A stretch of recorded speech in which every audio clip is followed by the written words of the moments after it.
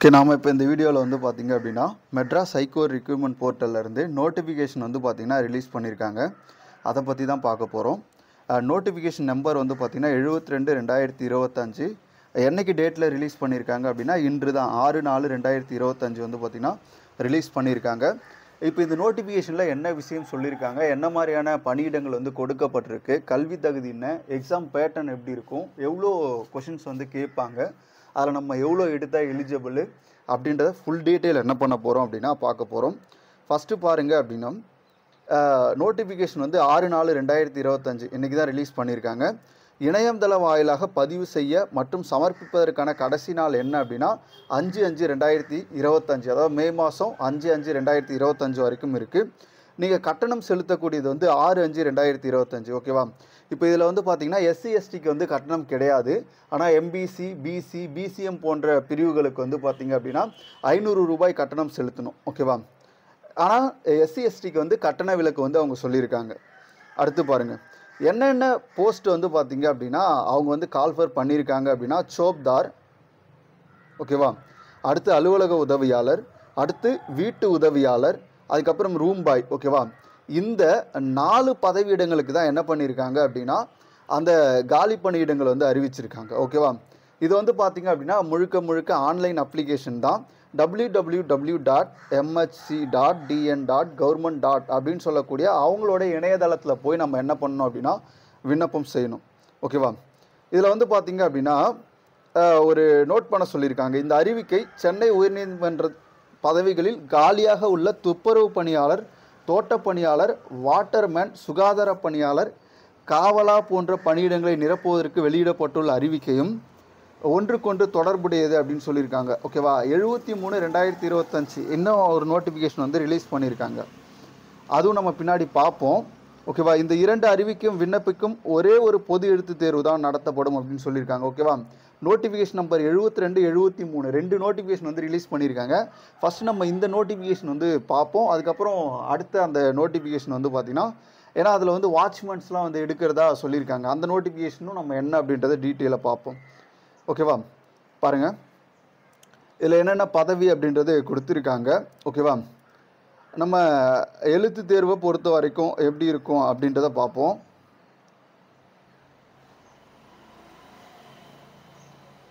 பாருங்க,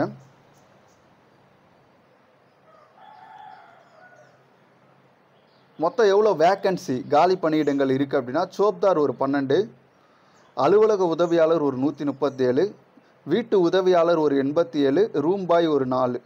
ஓகேவா? மொத்த பணியிடங்கள் வந்து பார்த்திங்கன்னா கிட்டத்தட்ட 240 வேக்கன்சிஸ் வந்து பார்த்திங்கன்னா இருக்குது. ஓகேவா? எவ்வளோ வேக்கன்சிஸ் இருக்குது அப்படின்னா கிட்டத்தட்ட 240 வேக்கன்சி கிட்டே இருக்குது. இது சேலரி லெவல் வந்து பார்த்திங்க அப்படின்னா 15,700லேருந்து 58,100 ரூபாய் வரைக்கும். ஓகேவா? அதுக்கப்புறம் வந்து பார்த்திங்கன்னா அலோவன்ஸும் வந்து பார்த்திங்கன்னா உங்களுக்கு இருக்கும். அது சேர்த்து தான் வந்து பார்த்திங்கன்னா இங்கே அதாவது சம்பளம் தனி, அந்த அலோவன்ஸோட சேர்த்து ஒரு அமௌண்ட் வந்து கொடுப்பாங்க. அதையும் வந்து இங்கே மென்ஷன் பண்ணியிருக்காங்க. ஓகேவா? இந்த காலி பணியிடங்கள் வந்து எப்படி பகிரப்படும் அப்படின்றதுக்கு பார்க்குறதுக்கு முன்னாடி வயது வரம்பு பாருங்கள். ஓகேவா? ஒதுக்கீடு வகையினர், அதாவது எஸ்சி எஸ்டி, அதுக்கப்புறம் வந்து பார்த்திங்கன்னா எம்பிசி, பிசி, இந்த பிற்படுத்தப்பட்டோர், இவங்களுக்கெலாம் வந்து பார்த்திங்கன்னா 18லேருந்து 37. ஓகேவா? குறைந்தபட்ச வயது 18, அதிகபட்சமாக 37 வயது. ஓகேவா? இதுக்குள்ளே தான் வந்து பார்த்திங்கன்னா இருக்கணும். மற்றவர்கள், அதாவது கீழ்கண்ட வகுப்பை சாராதவராக இருத்தல் வேண்டும். ஆதி திராவிட அறிந்தனர், பழங்குடியினர், மிகவும் பிற்படுத்தப்பட்டோர், இஸ்லாமியர்.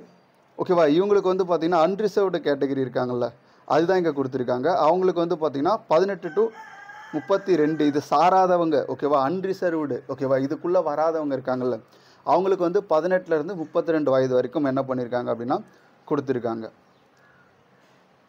அது வந்து பார்த்திங்க அப்படின்னா நம்ம அந்த மனிதவள மேலாண்மை துறை இருக்குல்ல, அவங்களுடைய கவர்மெண்ட் ஆர்டர் அடிப்படையில் தான் இது வந்து பார்த்திங்க அப்படின்னா கொடுத்துருக்காங்க. அது பார்த்துக்கோங்க. அதையும் அவங்க வந்து என்ன பண்ணியிருக்காங்க அப்படின்னா சொல்லியிருக்காங்க. விண்ணப்பதாரர் வந்து பார்த்திங்க அப்படின்னா 1/7/2007க்கு பின்னர் பிறந்தவராக இருக்கக்கூடாது, அதுக்கு முன்னாடி பிறந்தவராக இருக்கலாம். அதே மாதிரி 2/7/1988. ஓகேவா? இது ஒதுக்கீடு பிரிவினர் வராங்கள்ல, அதாவது எஸ்சி எஸ்டி, பிசி, எம்பிசி, இவங்களுக்கு வந்து பார்த்திங்க அப்படின்னா அதிகபட்ச வயது வரம்பு நம்ம 37ன்னு பார்த்தோம்ல, அது எதுக்குள்ளே இருக்கும் அப்படின்னா 2/7/1988. ஓகேவா? குறைந்தபட்ச வயது 1/7/2007 இருக்குல்ல, அது 18 வயது. ஓகேவா? அதுக்கு முன்னாடி பிறந்தவங்க ஓகே, அதுக்கப்புறம் வரவங்களுக்கு வந்து கிடையாது. அதுதான் அங்கே வந்து சொல்லியிருக்காங்க. ஓகேவா? அடுத்து பாருங்கள், இதில் குறிப்பாக இந்த கல்வி தகுதியில் வந்து பார்த்திங்க அப்படின்னா சில விஷயம் சொல்லியிருக்காங்க. அவங்க வந்து பார்த்திங்கன்னா 8th or 12th வரைக்கும் ஓகே. ஓகேவா? இது சொல்லியிருக்காங்க. அது வந்து ஒரு உறுதிமொழியாகவும் பதிவு செய்யணும் அப்படின்றது இங்கே கொடுத்துருக்காங்க. ஓவர் குவாலிஃபிகேஷன் வந்து பார்த்திங்க அப்படின்னா இருக்குது அப்படின்னா அதை மறைக்கக்கூடாது அப்படின்றத இங்கே சொல்லியிருக்காங்க. ஓகேவா?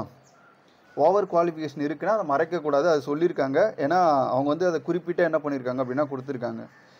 இதில் ஆஃபீஸ் அசிஸ்டன்ட் இருக்காங்க இல்லையா, அந்த போஸ்ட்டுக்கு வந்து பார்த்திங்கன்னா முன்னுரிமை கொடுப்பாங்க. ஓகேவா? என்ன முன்னுரிமை அப்படின்னா, இப்போ நார்மலாக 8th குவாலிஃபிகேஷன் சொல்லிட்டாங்கல்ல, ஆனால் நீங்கள் டிரைவிங் ஹெவி லைசன்ஸ் வச்சுருந்தீங்கன்னா, அதுக்கப்புறம் சமையல் மற்றும் வீட்டு பராமரிப்பில் கொஞ்சம் உங்களுக்கு அனுபவம் இருந்துச்சுன்னா உங்களுக்கு முன்னுரிமை கொடுப்பாங்க. அதுதான் இங்கே சொல்லியிருக்காங்க. ஓகேவா? அடுத்து பார்த்தோம் அப்படின்னா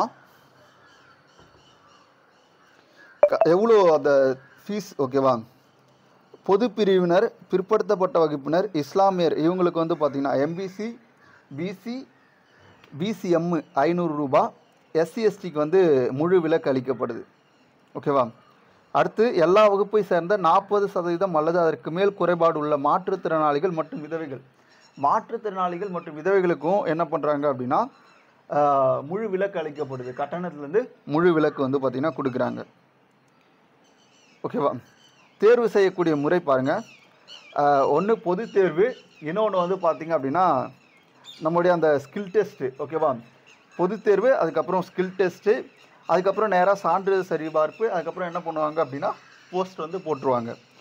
இதில் பொது எழுத்து தேர்வு இருக்குது இல்லைங்களா, அதில் மொத்த மதிப்பெண் வந்து 65. ஓகேவா? மொத்த வினாக்களும் எவ்வளோ அப்படின்னா 65 தான். அது எப்படி பிரிச்சிருப்பாங்க அப்படின்னா 40, 25 அப்படின்னு பிரிச்சிருப்பாங்க. இந்த 40 கொஷின் என்ன அப்படின்னா ஜிகே பார்ட்டில் இருந்தும் 25 கொஷின் தமிழ் பார்ட்டில் இருந்து வரும். ஓகேவா?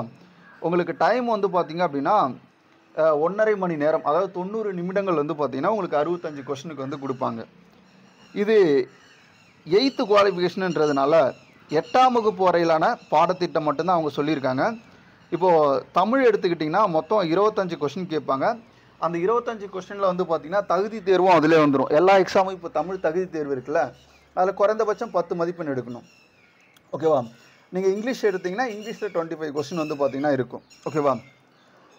அதுவே ஜிகே இருக்குல்ல, ஜிகே பார்ட்டில் வந்து பார்த்திங்க அப்படின்னா 40 கொஷின். ஓகேவா? அதில் குறைந்தபட்ச மதிப்பெண் வந்து பாஸ் மார்க் வந்து ஒரு 10. மொத்த கொஷின் எவ்வளோ அப்படின்னா 65. எவ்வளோ நிமிடங்கள் தேர்வு அப்படின்னா 90 நிமிடங்கள் வந்து தேர்வு. ஓகேவா? பாடத்திட்டம் பாருங்கள், அவங்களே 8th வரைக்கும் தான் கொடுத்துட்டாங்க. ஓகேவா? பொது தமிழ் அல்லது பொது ஆங்கிலம், ஆங்கில மொழியை தேர்வு செஞ்சிங்கன்னா உங்களுக்கு பொது ஆங்கிலம். ஓகேவா? அடுத்து பாருங்கள், ஜிகேல கொடுத்துருக்காங்க பாருங்கள், நடப்பு நிகழ்வுகள், அடிப்படை கணித திறன், வீட்டு பராமரிப்பு, சுகாதாரம், உணவு தயாரிப்பு, இந்த மாதிரி நிறைய விஷயங்கள் வந்து கொடுத்துருக்காங்க. அதை அப்படியே பார்த்துக்கோங்க என்ன அப்படின்னு சொல்லிட்டு. நீங்கள் வந்து ஓகேவா, அதான் பார்ட் ஏ பார்ட் பியில் நீங்கள் வந்து தேர்ச்சி பெறணும். அதான் 25 கொஷின் 40 கொஷின் பிரிச்சுருக்காங்களே, 25 கொஷின் வந்து பார்ட் ஏவிலையும் பார்ட் பி வந்து பார்த்திங்கன்னா 40 கொஷின். ஓகேவா?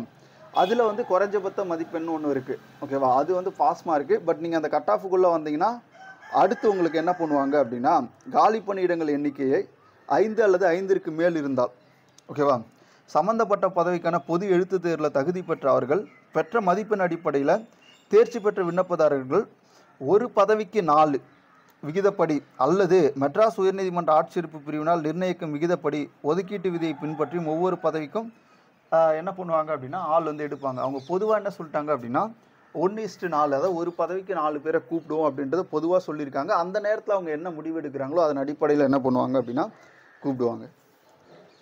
இங்கே பாருங்கள், செயல்திறன் தேர்வுக்கு அறிவிக்கை அடிப்படையில் காலி பணியிடங்கள் எண்ணிக்கை 4 அல்லது 4ற்கு கீழ் இருந்தால் சம்பந்தப்பட்ட பதவிக்கான பொது எழுத்து தேர்வில் தகுதி பெற்ற மற்றும் அவர்கள் பெற்ற மதிப்பெண் அடிப்படையில் தேர்ச்சி பெற்ற விண்ணப்பதாரர்களிடம் 1:5 விகிதப்படி அல்லது மெட்ராஸ் அந்த உயர்நீதிமன்றம் இருக்கு இல்லையா, அந்த ஆட்சேர்ப்பு பிரிவு என்ன நிர்ணயிக்கிறாங்களோ அதன் அடிப்படையில் கூப்பிடுவாங்க. அதாவது 1:5 கண்டிப்பாக கூப்பிடுவாங்க, அதை அங்கே சொல்லியிருக்காங்க. ஓகேவா? அடுத்து பாருங்கள், எழுத்து தேர்வு பார்ட் ஏ இருக்குல்ல, அதில் பெறப்படும் குறைந்தபட்ச மதிப்பெண் தகுதிக்கானது மட்டுமே. அந்த மதிப்பெண் தேர்வர்களுடைய இறுதிப்பட்டியல் தயாரிக்கும் போது கணக்கில் எடுத்துக்கொள்ளப்பட மாட்டாது. ஓகேவா? பகுதி ஆவில் பெறப்படும் மதிப்பெண் அடிப்படையில் மட்டுமே ஒரு விண்ணப்பதாரர் தேர்வு செய்யும் முறையில் அடுத்த நிலைக்கு வந்து பார்த்தீங்கன்னா தேர்ந்தெடுக்கப்படுவார். ஓகேவா? இதில் பாருங்கள்,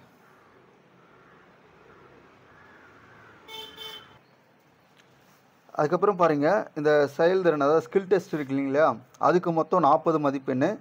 அதுக்கு வந்து குறைந்தபட்ச பாஸ் மார்க் வந்து 10 மதிப்பெண். சோப்தார் ரூம்பாய் பதவிகளுக்கு 40 மதிப்பெண் தான். எழுத்து தேர்வில் தகுதி அடிப்படையில் தேர்வு செய்யப்பட்ட விண்ணப்பதாரர்கள் செயல்திறன் தேர்வுக்கு அழைக்கப்பட்டு கீழ்கண்ட அவர்களின் திறமைகள் பரிசோதிக்கப்படும். அதுக்கப்புறம் வந்து பார்த்திங்க அப்படின்னா அவங்க என்ன மாதிரியான பரிசோதனைகள் செய்வாங்க பார்த்திங்க அப்படின்னா, அலுவலகத்தை பராமரிக்கிறது, அலுவலகத்தை நன்றாக வைத்திருக்கிறது, வீட்டு பராமரிப்பு, சுகாதாரம், வீட்டு உபயோகப் பொருட்களை கையாளும் முறை, வீட்டு உபகரணங்கள், பொருட்கள் பராமரித்தல், தூய்மை, சுகாதாரம், இது எல்லாமே தான் அவங்க என்ன பண்ணுவாங்க அப்படின்னா அந்த ஸ்கில் டெஸ்ட்டில் வந்து பார்ப்பாங்க. ஓகேவா?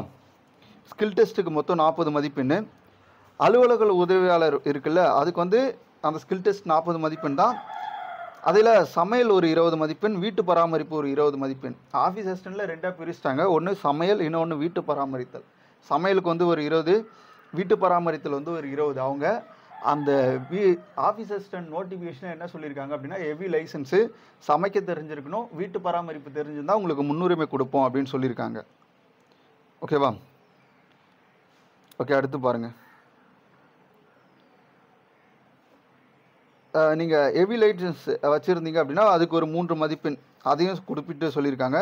சமையலில் அனுபவ சான்றிதழ் வச்சுருந்தீங்கன்னா ஒரு மதிப்பெண், வீட்டு பராமரித்தல் அனுபவ சான்றிதழ் வச்சுருந்தீங்கன்னா ஒரு மதிப்பெண். ஓகேவா? இதெல்லாம் வந்து பார்த்தீங்கன்னா உங்களுக்கு வந்து அதில் அந்த 40 மதிப்பெண்ணில் கூடுதலாக வழங்குறதுக்கான வழிகள் இதெல்லாம் இருந்துச்சு அப்படின்னா உங்களுக்கு முன்னுரிமை. ஓகே, இது பார்த்துக்கோங்க. அடுத்தது நீங்கள் எக்ஸாம் பாஸ் பண்ணிங்கன்னா அந்த சான்றிதழ் சரிபார்ப்பு எப்படி இருக்கும் அப்படின்றத கொடுத்துருக்காங்க.